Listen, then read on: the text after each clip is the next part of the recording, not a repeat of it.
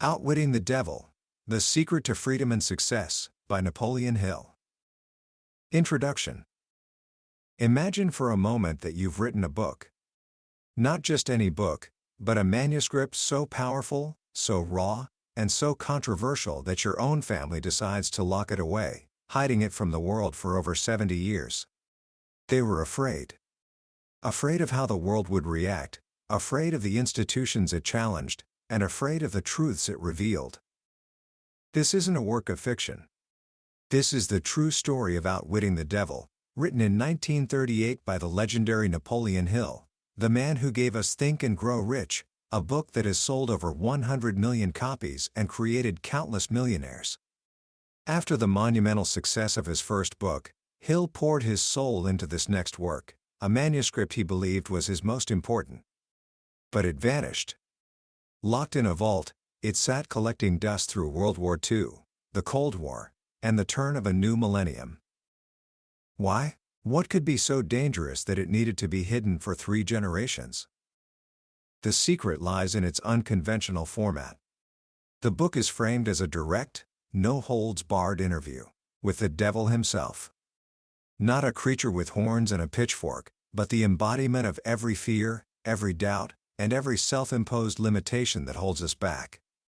In this chilling confession, the devil is forced to reveal his greatest tricks, the subtle ways he traps 98% of humanity in a cycle of failure, mediocrity, and misery.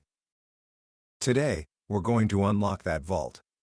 We're going to explore the secrets that were deemed too shocking for the 1930s but are, perhaps, the very medicine we need for the challenges of today. By the end of our time together, you will understand the invisible forces of fear and procrastination that silently guide your life, and more importantly, you will hold the 7 keys Napoleon Hill discovered to break free, reclaim your mind, and finally achieve the freedom and success you were born for. This isn't just a book summary, it's a liberation. Book summary. Before Napoleon Hill could teach the world how to win, he had to learn how to lose. And he learned it the hard way. His journey began with a spark of unbelievable fortune. As a young, ambitious journalist, he landed an interview with Andrew Carnegie, who was then the richest man in the world. Carnegie saw something in the young Hill. He gave him a challenge, a mission that would define his life: spend the next 20 years, without pay, studying the world's most successful people to uncover a reliable formula for achievement. Carnegie opened his Rolodex, and Hill went on to interview over 500 titans of industry, men like Henry Ford, Thomas Edison, and John D. Rockefeller. The result of that 20-year quest was the philosophy that became Think and Grow Rich, a book that would change the world. You'd think that would be the end of the story. The triumphant hero, standing on top of the mountain. But it wasn't. In the years that followed, Hill's life fell apart. He chased one business venture after another, achieving flashes of success only to have them crumble. He made a fortune with a magazine, then walked away from it. He earned what would be millions today training salesmen, then quit because he felt an unexplainable emptiness inside. His friends and family thought he was crazy. Frankly, he started to agree with them. The final blow came in 1923. Hill found himself stranded in Columbus, Ohio. Broke. Alone. And worse than broke, he was without a plan. For the first time, the man who was creating the world's first philosophy of success was a complete and utter failure. He was paralyzed by the worst of all human ailments, indecision. He knew the 17 principles of success, he wrote, but he had no idea how to use them to save himself. This is where our story truly begins. Because it's in our moments of deepest despair that we are closest to our greatest breakthrough. Hill was consumed by doubt and fear. He felt lost in a jungle without a compass. For months, he drifted. And drifting, as he would soon learn, is the devil's favorite workshop. One cold afternoon, overwhelmed by his own failure, Hill started walking. He didn't know where he was going. He just needed to think. Miles later, he found himself standing still, as if his feet were glued to the ground. The world went dark, and he heard a loud, vibrating energy. Then, a profound calmness washed over him. A command, clear as day, flashed into his mind. The time has come for you to complete the philosophy of achievement. Go home and start writing. In that moment, Hill realized he had been running from his life's purpose. He had been chasing money and ventures, when his real work was to organize and share the wisdom he'd been given. He called this awakening the discovery of his other self, the part of him that was connected to a higher intelligence, the part that was fearless, definite, and knew no limitations. This experience became the foundation for Outwitting the Devil. Hill realized that for most of his life, he had been controlled by his first self, an entity motivated by fear, doubt, and indecision. The other self was motivated by faith, purpose, and definiteness. He concluded that these two forces exist within every single one of us, battling for control of our minds. The rest of the book is a brilliant and chilling allegory. Hill, now empowered by his other self, summons the devil and forces him to confess his secrets. This isn't a religious debate, it's a psychological masterpiece. The devil represents the negative, destructive force within our own nature that thrives on our ignorance. So, what are the devil's primary weapons? Hill forces him to reveal them, one by one. The devil's number one tool is the habit of drifting. A drifter, the devil confesses, is one who permits himself to be influenced and controlled by circumstances outside of his own mind. He would rather let me occupy his mind and do his thinking than go to the trouble of thinking for himself. Have you ever felt like that? Just going with the flow, accepting whatever life throws at you without putting up a fight, not knowing what you truly want, and so you spend your time getting just that, whatever comes along. According to Hill, this isn't a passive state, it's an active surrender. A drifter is too mentally lazy to use their own brain, which leaves a vacuum. And the devil says, I merely move in and occupy the unused space of the human brain. I sow the seeds of negative thought. Drifting isn't just about your career. The devil teaches us to drift in every area of life. We drift through school without a clear aim. We drift into the first job we can find. We drift into relationships and marriage without a definite purpose for harmony. We drift into poor health habits, eating what's easy instead of what's right. Procrastination, laziness, and indifference, these are all symptoms of drifting. And once the habit of drifting is established, the devil's second great tool takes over. This tool is a law of nature, one so powerful it can either be your greatest ally or your most permanent prison. Hill calls it hypnotic rhythm. Hypnotic rhythm is nature's way of making our dominant habits permanent. Think of it like learning to play the piano. At first, you have to consciously think about every single note. It's clumsy and difficult. But with repetition, the melody and rhythm become fixed in your mind. Soon, you can play without thinking. The habit has become automatic. Hypnotic rhythm does the same thing with our thoughts.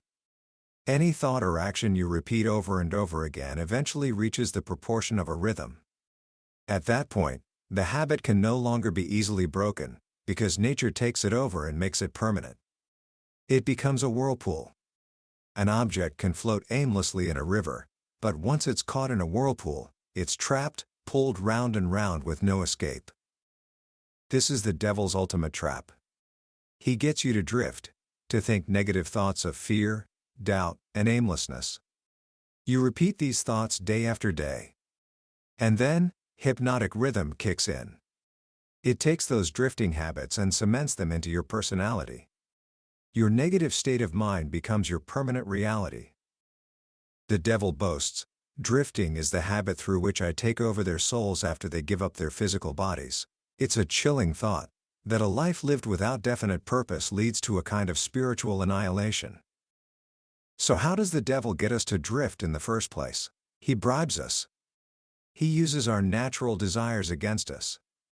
The top items on his bribe list are love, the desire for money, greed, vanity, and the obsessive desire to get something for nothing. But his most powerful tool of all is fear. The devil confesses that he plants 6 main fears in the human mind. 1. The fear of poverty. 2. The fear of criticism. 3. The fear of ill health. 4. The fear of loss of love. 5. The fear of old age. 6. And the most powerful of all, the fear of death. He says, fear of the thing which does not exist is just as useful to me as fear of that which does exist. He creates a living hell on earth by trapping us in our own fearful thoughts. And disturbingly, he admits his greatest allies in spreading fear are often parents, school teachers, and religious instructors. Not because they are evil, but because they are themselves victims of his system. Parents teach their children to think as they do, passing down their own fears and limitations. The school system, Hill argues, is designed to teach children what to think, not how to think. It rewards memorization over independent thought, creating a generation of people who look outside themselves for answers.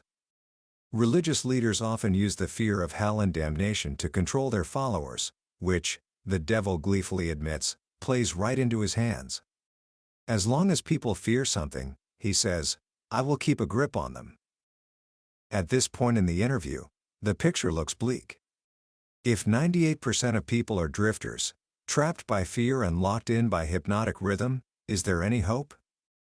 Yes. And this is where the book transforms from a dark confession into a brilliant manual for freedom.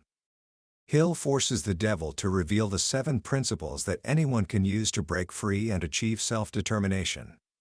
These are the principles for outwitting the devil. Principle 1. Definiteness of purpose. This is the absolute starting point. The devil admits, any human being who can be definite in his aims and plans can make life hand over whatever is wanted. Definiteness of purpose is the ultimate antidote to drifting. When you know exactly what you want, your mind becomes a closed door to the devil.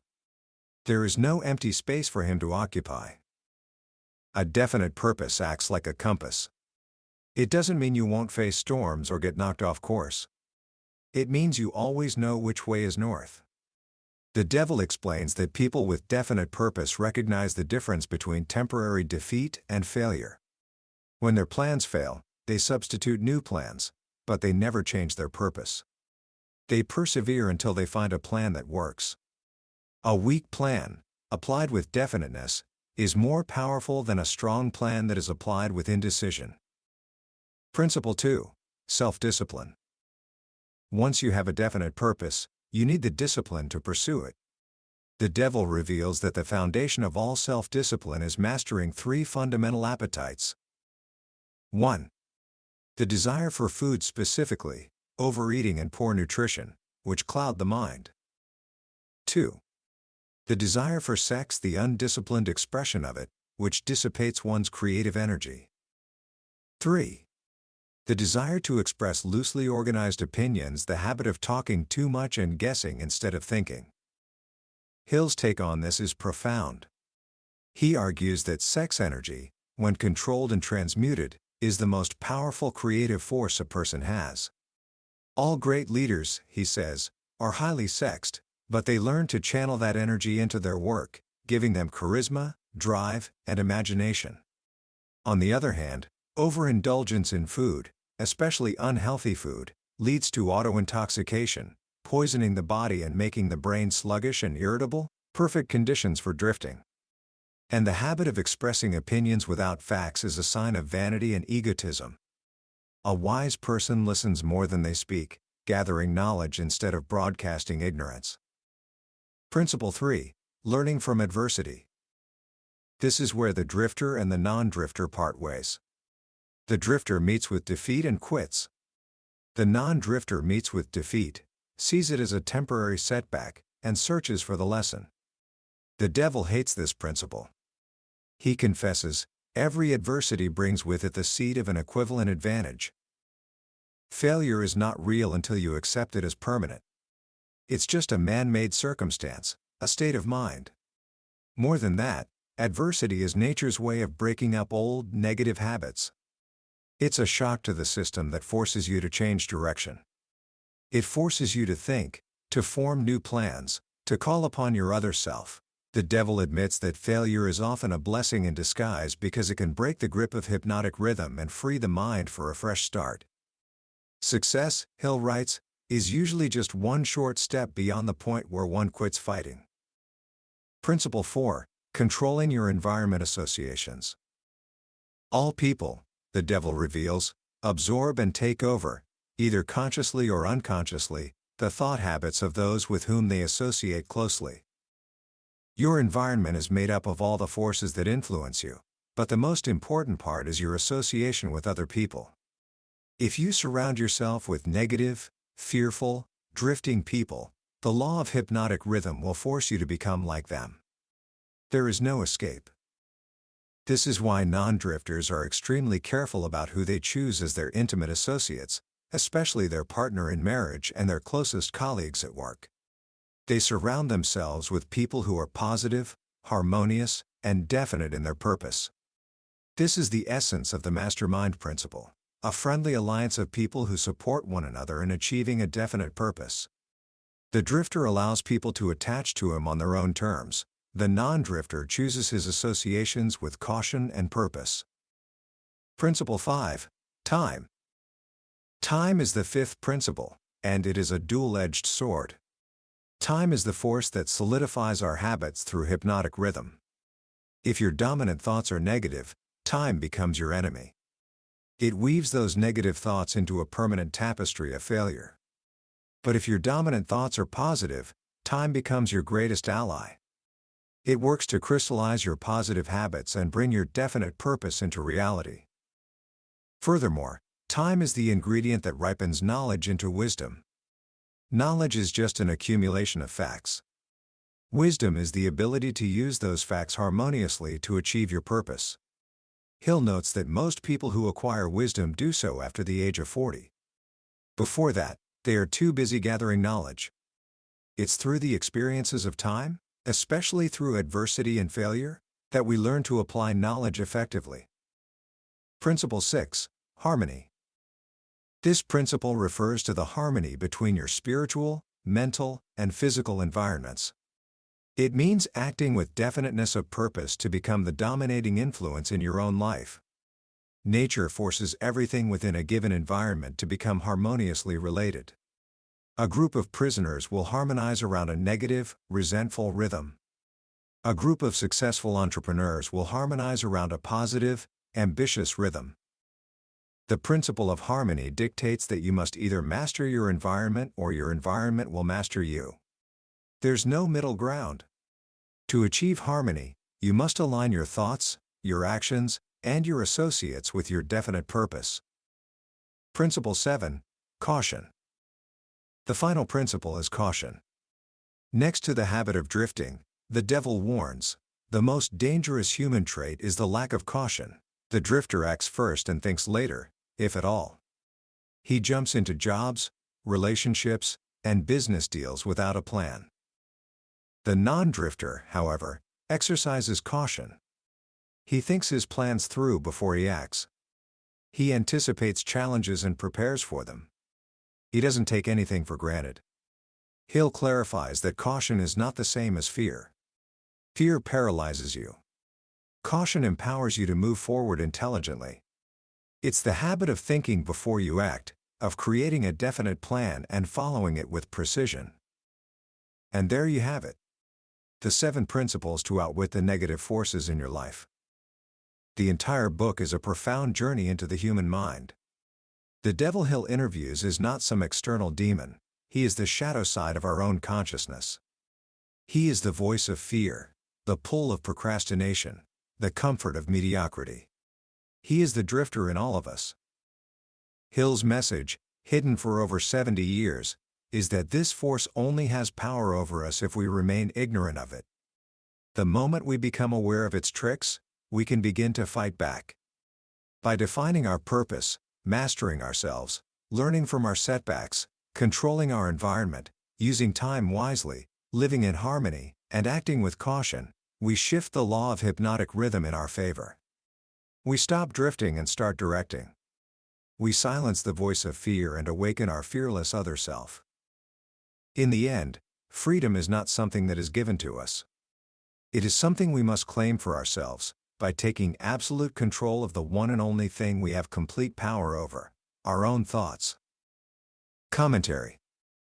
As we come to the end of this journey into Outwitting the Devil, it's hard not to feel a sense of both urgency and profound hope. When Napoleon Hill wrote this manuscript in 1938, the world was teetering on the brink of chaos. The Great Depression had shattered economies, and the storm clouds of World War II were gathering in Europe.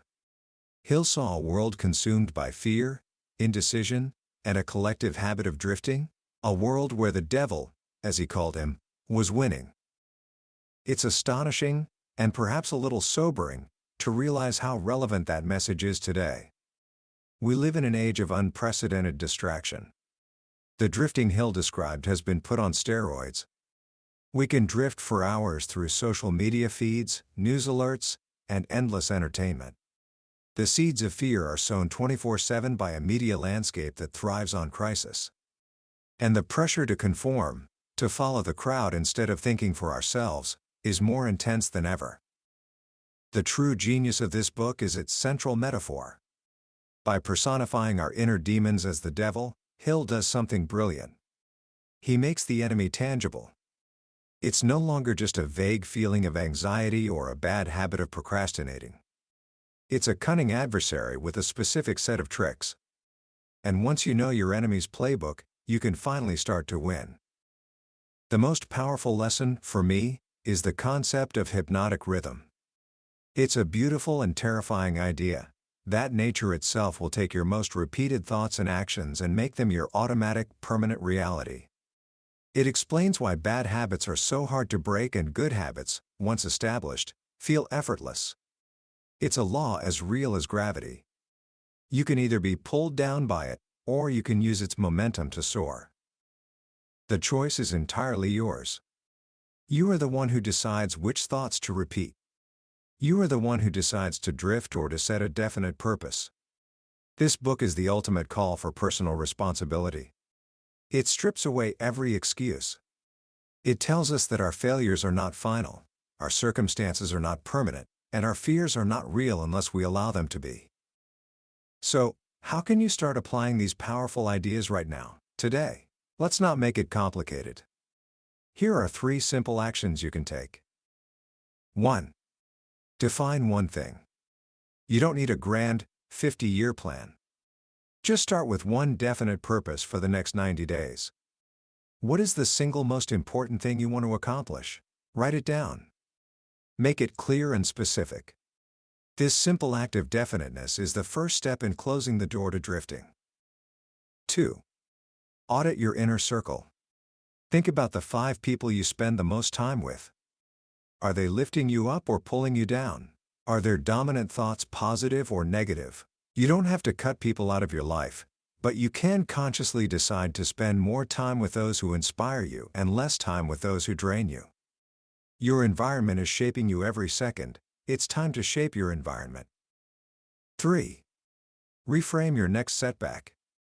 The next time something goes wrong, you fail a test, you face a rejection, a plan falls through, stop. Before you feel the sting of defeat, ask yourself the question Hill teaches us: what is the seed of an equivalent advantage in this adversity? Look for the lesson. What did this experience force you to learn? What new path has it opened up? This habit will, over time, transform you from someone who fears failure into someone who learns from it. That was a deep dive into Outwitting the Devil by Napoleon Hill. We've explored the core ideas, but let me be honest with you. A summary, no matter how detailed, can only give you a map. The real treasure is found when you make the journey yourself. The true power of this book is in the way Hill's words challenge you, provoke you, and force you to look at your own life with unflinching honesty. This summary is your starting point, a guide to help you decide if this journey is for you. If anything we've discussed today has struck a chord, if you felt a flicker of recognition in the Devil's Confessions, then I urge you to get a copy.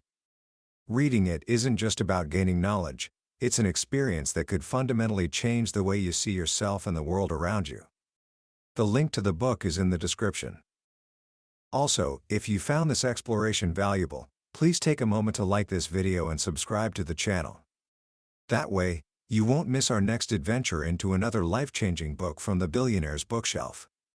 Let's keep outwitting our own devils, and keep growing together.